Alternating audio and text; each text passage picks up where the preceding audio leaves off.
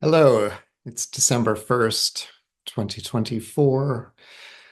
This is the second installment of the Alchemical Pyramid. And I'm just going to point and shoot here. I am not quite sure what's going to come out, but uh, I feel like I need to do this to help sort of digest and metabolize all that is happening here and understanding the strangeness of these times, both the hardship and the excitement of these times. The alchemical pyramid holds space for the tension of opposites. And I'd like to bring in to the pyramid the challenge that we are facing uh, with regards to spiritual consciousness. And it's very interesting to watch and to observe and to some degree participate in our 5D spiritual community, as we've been calling it, where for over a decade, it seems that we've been grappling with, conspiracy theory. We've been grappling with attempting to understand the bigger picture of things. What is the matrix? What is higher divine consciousness? How is it attempting to get our attention to help us to move through the crux of these times? In the months that led up to the election, for Diana and I, it was difficult. It was hard because what we were observing is that there was a tendency within the 5D community to look at the turning of events with through a lens that seemed to be held within what I'm calling is the alt arena, or the media ecosystem that is promoted by many of the alt-right thinkers, the conspiracy theory, investigators, those voices that have broken from the mainstream press and media, the legacy media of the New York Times, of the Washington Post, and maybe broken from more of a kind of a liberal-oriented side of things. And so the 5D community seems to have been engaged more in the YouTubers and the Russell Brands and certainly the whole phenomenon of what happened around the pandemic, which is so complicated and so hard, and yet really, I think, exposed a certain dark side and a certain agenda that the modern medical establishment has been pursuing that isn't necessarily in the best interest of our health. But that alone is something that we can put into the pyramid, and we need to put into the pyramid what happened in the pandemic. But I don't want to go into that right now. I'm just saying that the 5D community tended to be biased in that leaning towards the alt arena, that had a more of a favorable view of Trump as being somebody who could help be the great disruptor and throw things into turmoil, and potentially, help overcome the deep state, whatever that was, or whatever they meant by that. So when the election came and Trump won, there was a certain degree of optimism and hope that was spurred. um, thinking and seeing that Trump could very well do that. And yet, Diana and I know many others, were very, very aware of the dangers of a Trump presidency.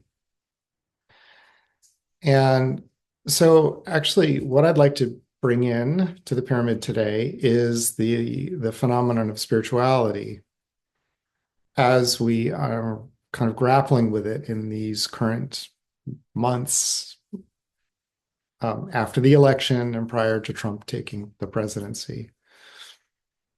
And I think it's so fascinating. It's like there's so many, like the 5D model and the 5D approach, which is wonderful in many ways, also has some vulnerabilities, I think. And so we're trying to understand what those vulnerabilities or what those blind spots might be so that we don't get sidetracked and that we can actually move to the higher ground in with solid footing.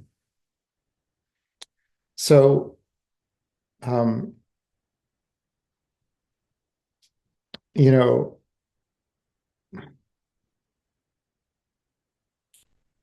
so let me bring in something that I think is just so sort of fundamental to all this. And that is that, ooh, so I'd like to bring in something that is really fundamental to all this. And that is that within the 5D community, we recognize that there is a broader, essentially non-physical influence that is detracting humanity from a course of further spiritual evolution. I have identified this as the archonic control system, that drawing from the Gnostic tradition and Christ's Gnostic teachings involving the archons, as I explained in my book, The Divine Spark Within.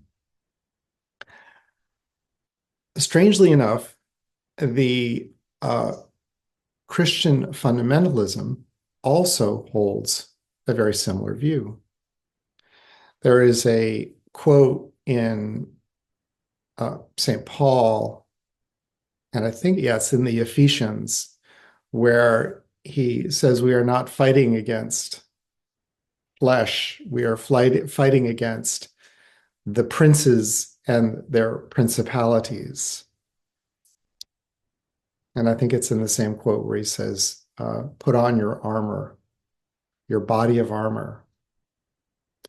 And it's an extraordinary section, which I do mention in my book as potentially referring to, the princes and principalities are names that actually Christ uses in the Gnostic texts,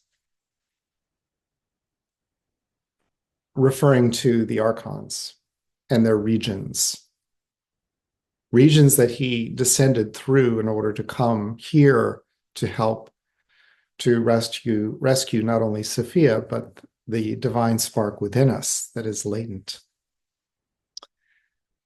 So, Christian fundamentalists see that text as a key in their fight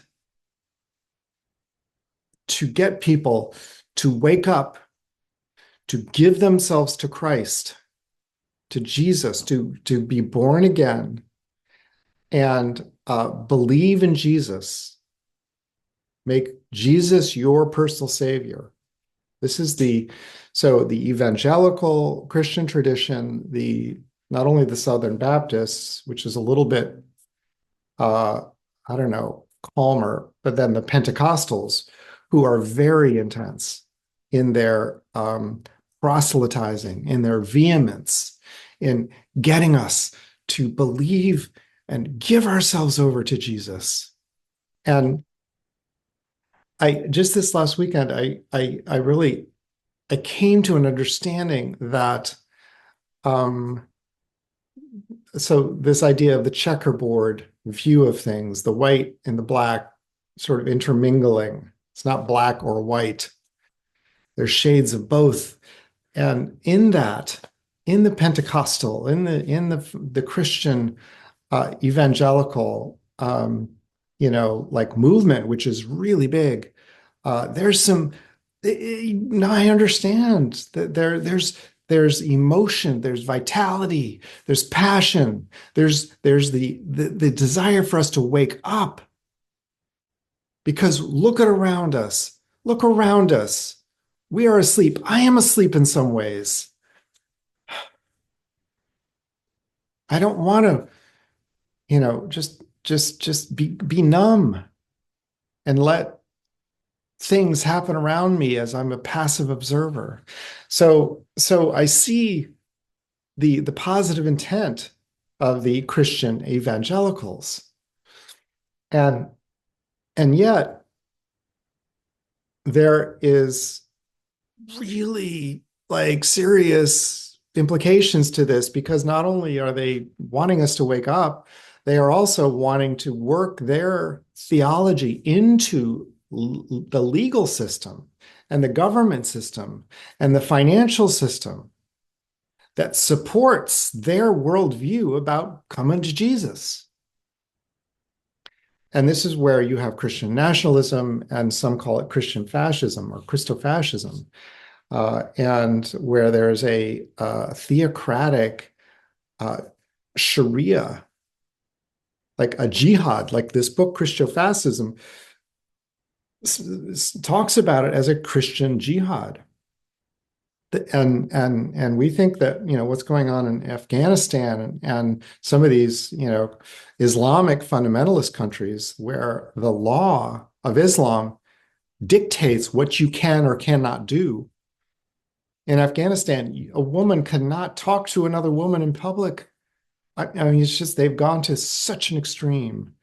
And so if we follow the thread of Christian nationalism here in this country, we are looking at very serious imposition of Christian theology into of what we can or cannot do. So in the 5D community, we are having a hard time, I think, recognizing where this is, like where it's coming in. And Trump actually, and especially his vice president pick, JD Vance, are very, very much carrying the torch of Christian nationalism. And they are seriously intent on following through with their promises of imposing this theocratic system. And if we doubt this, all we have to do is to look at Project 2025 and the controversial Project 2025. Oh my God, Trump didn't know anything about it. It's whatever, who knows, 900 pages. There's so many things happening. No, Project 2025 seems to be, if it's not directly being brought in by the Trump administration, at least many players that Trump is bringing in, including Russ Vought, Vought, the Office of Management and Budget and Management, one of those, that guy who comes in, he's a primary player in the construction or the playbook of Project 2025 in the first days of the Trump administration. And we know that from what his own personal testimonial and this meeting that took place with Vought and some players that got access to him, invited him in for a private conversation where he basically said, we are laying out the executive orders that Trump is going to do from day one in order to implement Project 2025, which, has a lot to do with Schedule F, eliminating the independence of the civil servants and making, anybody working in government basically have to be loyalists to Trump. That being one. Another is that the authors of Project 2025 are, is coming from the Heritage Foundation. The Heritage Foundation is the organization that sponsors Project 2025, and they have a very strong Christian nationalist bent. Some say there's an echelon within Project 2025 that carries this Christian nationalism. J.D. Vance wrote the foreword to the book that was just released by the author of the Project 2025. Something about Washington and the New Order and throwing out the old and bringing in what really should be happening, which is we should be giving ourselves over to Christ, basically. And with that, controlling women's bodies, ending access to abortion, ending access to reproductive health and reproductive rights, including birth control, greatly diminishing the role of women in the culture. There's degrees of it. That the greatest degree is a kind of Handmaid's Tale, just sort of dystopian horror show. And so we got to keep our eye on this, right?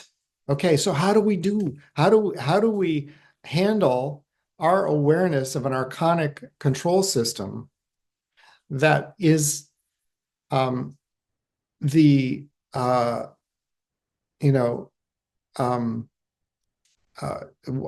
primary sort of engines that is fueling the alt arena, which interfaces with Christian nationalism.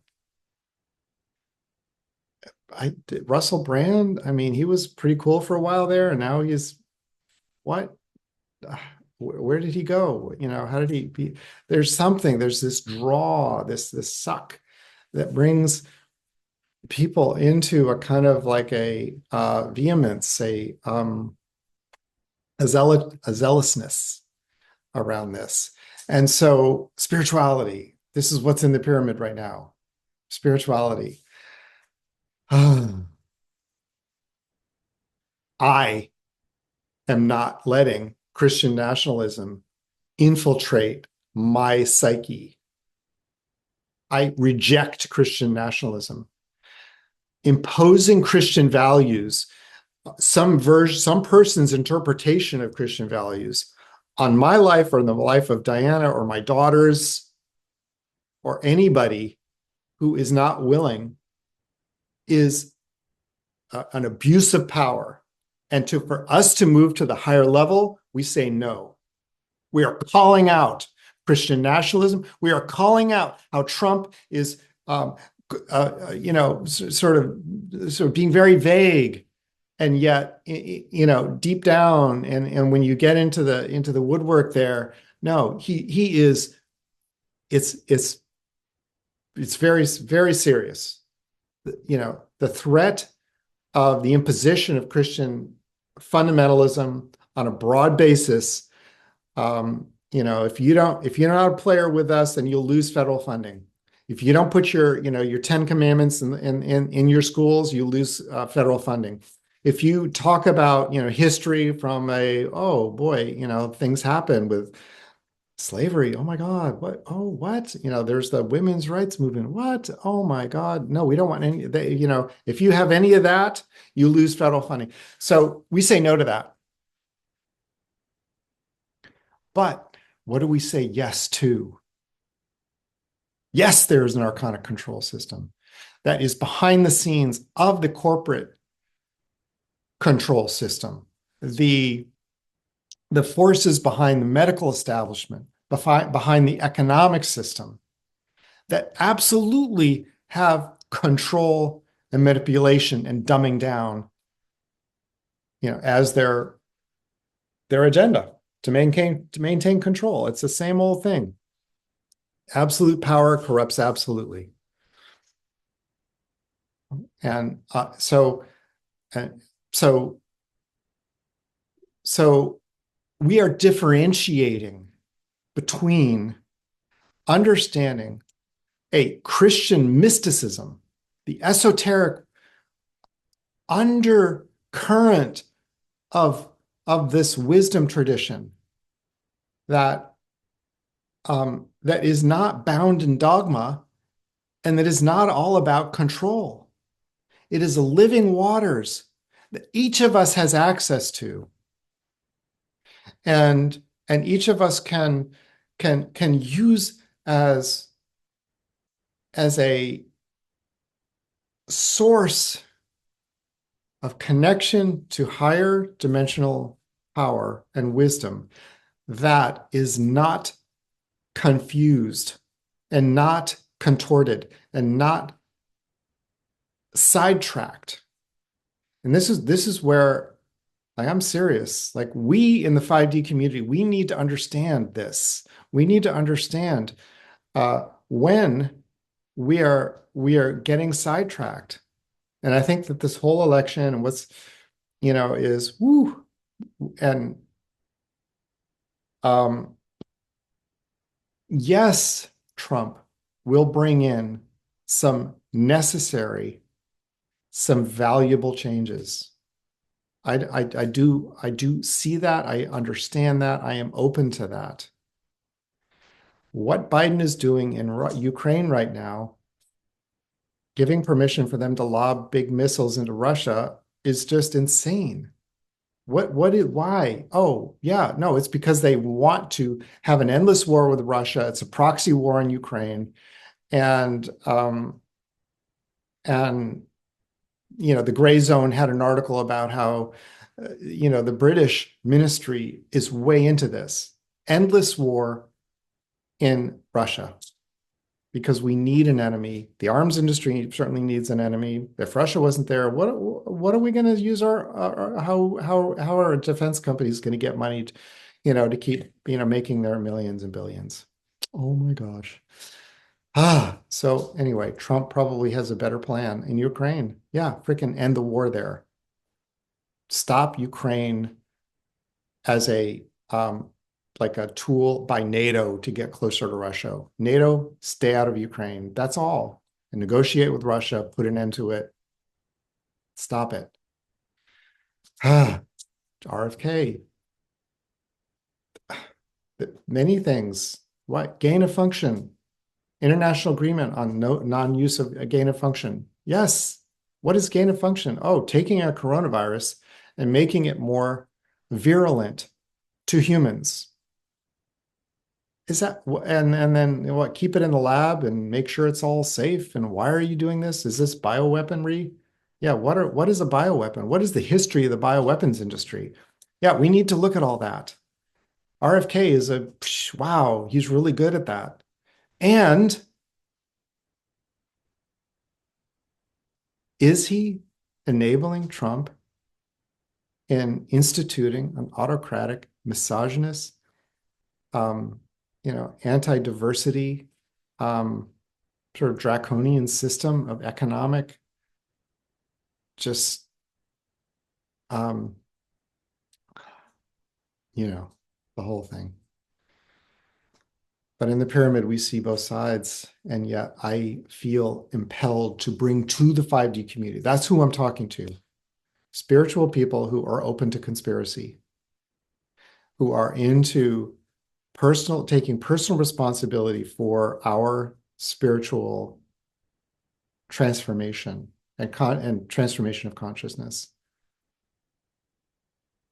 That's what I'm talking to. And you who are listening, thank you for indulging. I'm sorry if this is a little all over the map, but I'm trying to bring a little bit of peace into the pyramid here for us to work with, and I'm looking forward to more. This is exciting. We want to be sovereign. We want to not be bound by systems of control and manipulation and dogmatic imposition of dogma, or the imposition of dogma, Christian dogma. We do not want to be bound by some version of Christ, because actually we are here to help liberate the message of Christ that was saying it's about you and the divine spark within you that is intimately connected to the feminine and the Sophianic mystery that is here as the antidote to the archonic system. It is our ticket to liberation, not Christian fundamentalist legal imposition. Okay. Thank you.